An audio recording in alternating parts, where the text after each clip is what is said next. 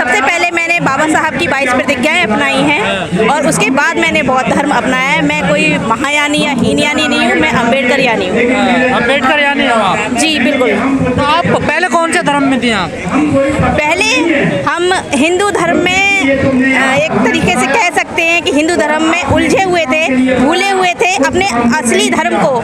हम जो हमारे महापुरुषों ने हमें दिया, बाबा साहब भीमराव अम्बेडकर जी ने हमें दिया, तो अब हम बाबा साहब को पढ़कर उनकी 22 प्रतिज्ञाओं को जान गए हैं कि हमारा असली हित किस में है और हमारे असली जो धर्म है, हमारी घर वापसी है ये, तो हमें कहाँ जाना, हमारा रास्ता हमें मिल चुका है। हिंदू धर्म में क्या दिक्कत है आप लोगों को? हिंदू धर्म में ये दिक्कत है कि सदियों से मानवता का कोई अधिकार नहीं दिया गया किसी भी इंसान को, चाहे वो दलित हो, SC कास्ट के हो, कोई भी हो, कोई महिला हो, बच्चे हो। कोई बच्चा स्कूल में भी जाता है तो उसको पहले बोल दिया जाता है कि आप किस कास्ट में आते हो। बाबा साहब को भी बोला गया था और उनको पढ़ने का अधिकार नहीं था। तो क्या आज हम अगर हिंदू धर्म में आज भी हम जानने के बाद भी हम हिंदू धर्म में रहते हैं तो ये हमारे लिए शर्मनाक बात है। धर्म थोड़ा ही कहता है तो कुरीतियाँ है ना समाज में। कुरीतियाँ हो या नहीं हो, लेकिन हमें हिंदू धर्म अच्छा नहीं लगता। हिंदू धर्म इसलिए अच्छा नहीं लगता, वो चाहे हम कितने ही पंडित पूजा पाठ कर लें, वो हमें समानता नहीं देता है। और रही बात बौद्ध धर्म की, तो बौद्ध धर्म में समता, मैत्री, भाईचारा है जो कि पूरी दुनिया में फैला हुआ है। 130 देश मानते हैं बौद्ध धर्म को और जिस कंट्री ने बौद्ध धर्म को अपनाया है वो कंट्रीज विकास हुई हैं। और हमारे देश में जो कि हमारा देश है, जो बुद्ध की धरती है, उसमें लोग जानते ही नहीं है, पहचानते ही नहीं है, क्योंकि हमारे देश में बौद्ध धर्म को जड़ से ख़त्म कर दिया गया था। और बाबा साहब आए हमारे मसीहा बन के, उन्होंने बौद्ध धर्म की फिर हमें पहचान दिलाई। और जो आज यहाँ पर 22 प्रतिज्ञा होंगी, बाबा साहब ने वो 14 अक्टूबर 1956 में हमें दी थी और बाबा साहब हमें बौद्ध धर्म का रास्ता दिखा कर गए। वो समता, मैत्री का रास्ता है, सभी को आगे बढ़ने का रास्ता, प्रेम का रास्ता। आप लोग कहते हैं कि बौद्ध धर्म में समानता है, समता है, करुणा है, मैत्री है, तो क्या हिंदू धर्म में ये सब? अगर हिंदू धर्म में ये सब होता तो आज जो इस देश में हो रहा है वो बिल्कुल भी नहीं होता, क्योंकि लोग अत्याचारों से परेशान होकर के, उनके साथ जो भेदभाव हो रहा है उससे परेशान होकर के, महिलाओं के साथ जो गलत आज तक, बल्कि उनके शास्त्रों में भी तो लिखा हुआ है कि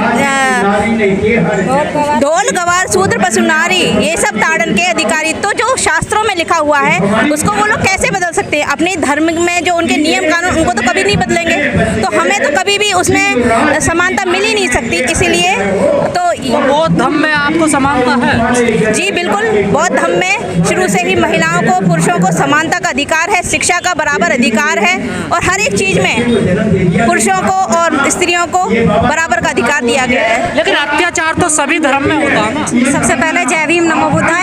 ऐसा कुछ नहीं है, अत्याचार सभी धर्मों में होता है। अत्याचार केवल हिंदू धर्म में ही होता है, ऐसा ही है।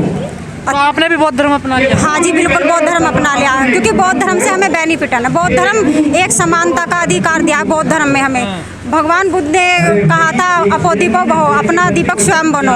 यही कारण है बौद्ध धर्म अपनाने का। और बौद्ध धर्म में मानवता, समानता और बंधुता, मित्रता ये सब मिले हुए हैं। इस वजह से हम लोगों ने बौद्ध धर्म अपनाया है। हिंदू धर्म में समानता नहीं? नहीं, बिल्कुल नहीं लगती।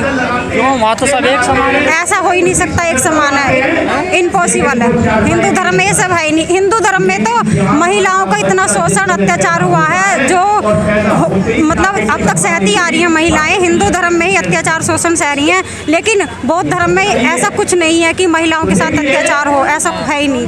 और बाबा साहब ने हमें राइट दिया है, हमें बाबा साहब ने नीचे से उठाकर शीश पे बैठाया है। हिंदू धर्म में तो हमारा शोषण हुआ, पैर की जूती कहा गया, महिलाओं को अलग अलग नामों से। अब समय बदल रहा है ना, देखिए समय बदल रहा है, लेकिन हिंदू धर्म के लिए बदल, हम तो बौद्ध धर्म ले रहे हैं, तो हमारे लिए हमारे अकॉर्डिंग धर्म बदल रहा है, लेकिन हमें हिंदू धर्म से कोई बेनिफिट नहीं है, इसलिए हम बौद्ध धर्म ही लेना चाह रहे हैं। लेकिन अब तो संविधान है ना, देश में सबको समान अधिकार।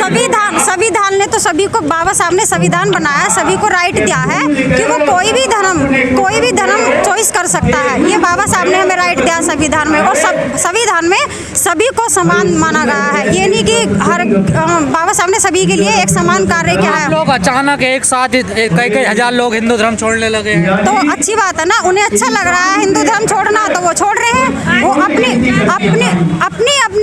माइंड की थिंकिंग देखेंगे वो किसको क्या अच्छा लगता है। उनको बौद्ध धर्म अच्छा लग रहा है तो बौद्ध धर्म ले रहे हैं, हिंदू धर्म बेकार लग रहा है तो हिंदू धर्म छोड़ रहे हैं वो लोग। हम किसी को फोर्स नहीं कर रहे, किसी को फोर्स नहीं कर रहे कि आप हिंदू धर्म छोड़ो। जिसका मन कर रहा है वो छोड़ो, जिसका मन नहीं कर रहा मत छोड़ो।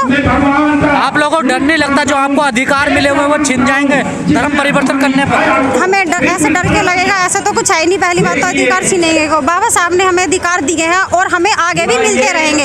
अगर बाबा साहब के बताए हुए मार्ग पर हम लोग चलते हैं ना तो हमें सब कुछ मिलता ही रहेगा। अब आप लोग पूजा पाठ नहीं करते? नो, हमें 6-7 साल हो गए पूजा पाठ का। हमारे घर में कोई भी ना ही मूर्ति है देवी देवता, क्योंकि हमें देवी देवताओं से कोई बेनिफिट है ही नहीं, ना ही अब तक मिला। कुछ देवी देवता ने दिया, कुछ नहीं दिया देवी देवता। आप ईश्वर को नहीं मानती हैं? भगवान हमारे ईश्वर तो हमारे बाबा साहब ही हैं, गौतम बुद्ध भगवान है हमारे लिए, तो वही हमारे ईश्वर हैं। उनका लिखा हुआ संविधान, हिंदू कोड बिल जो नारियों को सम्मान अधिकार सभी तरह के अधिकार दे रहा है, वही हमारे लिए ईश्वर है, वही हमारे लिए सब चीज़ है।